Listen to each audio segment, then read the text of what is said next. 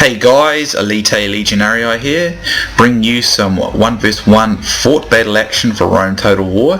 This is obviously this is a 10k game, guys, and it's not that often I do fort battles, but I rather like them. So I did a couple of fort battles against this guy here, King Henry IV.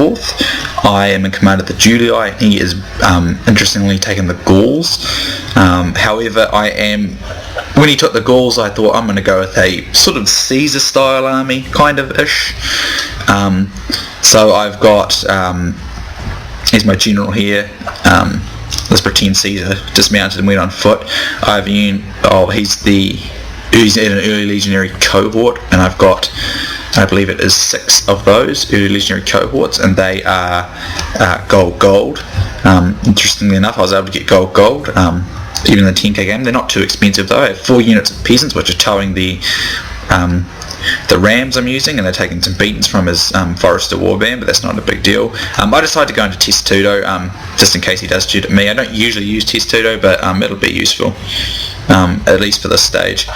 I've also got 3 units of Archer Auxilia I got 1 upgrade apiece, and 2 units of Roman cavalry with silver upgrades.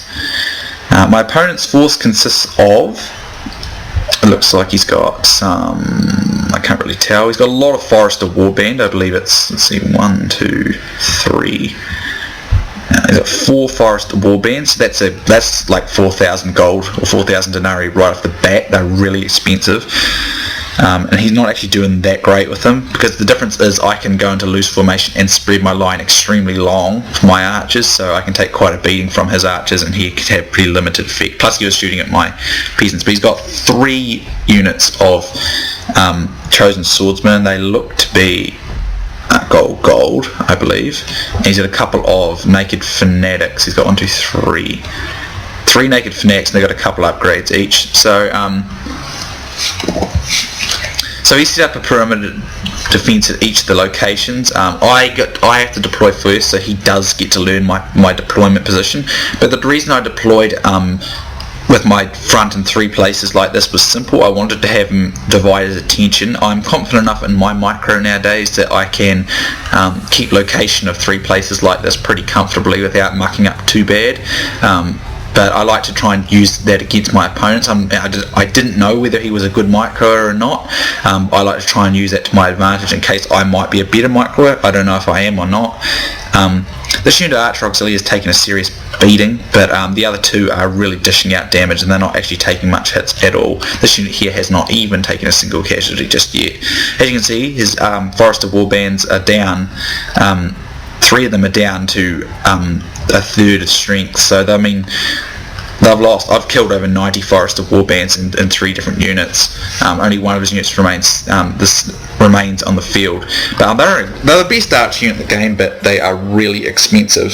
So if he's got a Forester warband, in his army, I know other areas' army will suffer.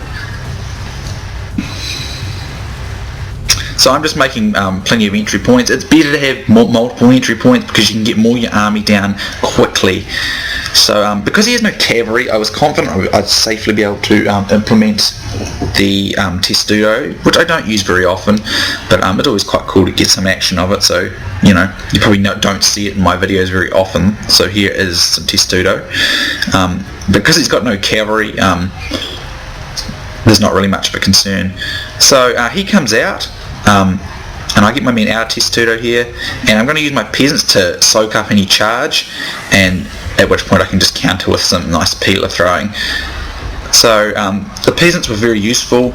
They took all the arrow fire, or a lot of it, and then basically, look at the amount of men he's going to lose to peeler fire. Just storm of it. Look at these chosen swordsmen. They're down to 44. Not to the peeler. There was a bit of backfire from my archers, which are now firing into their flank. And now that he's come out of the city like this, he shouldn't do this. He should use the choke points, make it harder for me, because he does have better infantry with the chosen swordsman, and use war cry and things. But now that he's come out, I'm going to use a hammer and anvil. For some reason this unit stopped. That's not what I wanted, but fortunately it doesn't make much of a difference, and it does cause a large rout of both his infantry units there, so I'm safely okay there.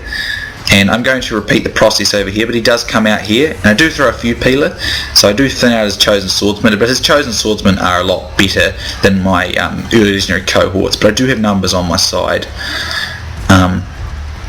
So here he's trying to break through, and at this point I'm able to come in behind him with my infantry units over here, which at last moving. But he does send his Forester Warband to intercept them, but that's not much of a concern. So over here, he actually does rout one of my early legendary cohorts. But I see that I'm doing okay over here, so I pull off a unit, the second unit from over here, and I'm going to catch them out.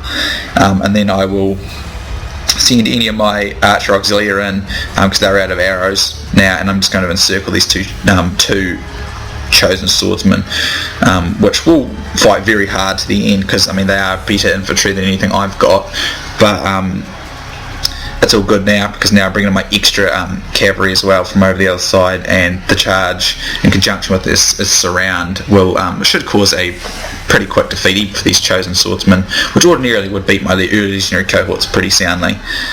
But at this point I've broken into his fort pretty easily, and I've still got my general unit here just holding back, and now I'm going to punch through here and get rid of this unit over here. But as you can see, I'm busting in quite nicely over here with my early legendary cohorts. So I believe he admits defeat very soon, as I am safely now entering, and I'm going to come in behind here and finish off these two units here that are guarding here. But I think where he went wrong is he actually came out of the city. He didn't really need to. I was running out of arrows, so he didn't need to worry too much about me getting flank shots. It's easy to defend from within the city and guard choke points. By coming out, he allowed me to use my cavalry, and that wasn't necessarily a very good idea. But basically, he did have better archers and better infantry, but I did have slightly more of both. Well, except for archers, he had more of them, and I did have cavalry, so he would have been best to stay inside the city, but I can understand why you might want to come out, because it's kind of cool to go out and get aggressive. But he allowed me to get my cavalry too much into the action. So here I finished off his Forester Warband, although I do take a few casualties, because they do have a nice neat little spear, which allows them to actually fight okay against cavalry. They're a very good unit, but very expensive. I think that's where he also went wrong in this fight. He spent way too much. He got 4 Forester Warbands. I would have probably only got 2. They're extremely good, and they would have been sufficient to hold down 3 archer auxilia. Oh, I think they would have been. And then I would have put more in 2 chosen swordsmen. He did have a unit of druids too, which I forgot to mention, and I don't know whether if they would have been chanting, but his men got very far away from them. And it might have been a good idea to have a couple of, I would have had some war bands, or maybe just some skirmisher war band, just to stand in front of my chosen swordsman and take the peeler, or at least deny the peeler. I would charge in with the skirmisher warband and then charge my chosen swordsman, so that I'd never get a chance to use my peeler. Peeler always make a big difference, especially though against barbarians that are against every infantry unit really. So you should definitely try and nullify it, in my opinion, because if you can nullify it or deny it or whatever, your chances are so much better against Roman infantry, which is, peeler heavy. Everything Rome does is with peeler. So he did rout one of my infantry units though, but I think also with peasants, I use peasants to tow my gear in.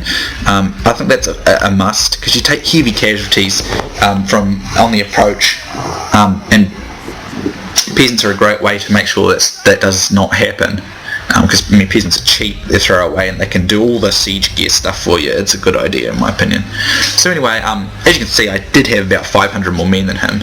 So it's King Henry IV. Good game to you, man. And I do have another one against him. He also wanted another one, and he wanted to defend again. So I do have another battle, fort battle next against King Henry IV. So I had 1,318 men, 836 kills, and 654 men remaining. He had 836 men, 754 kills. So he did kill a large number of my army. I'll give him that. And he actually got nearly as many kills as me, and he has nothing left.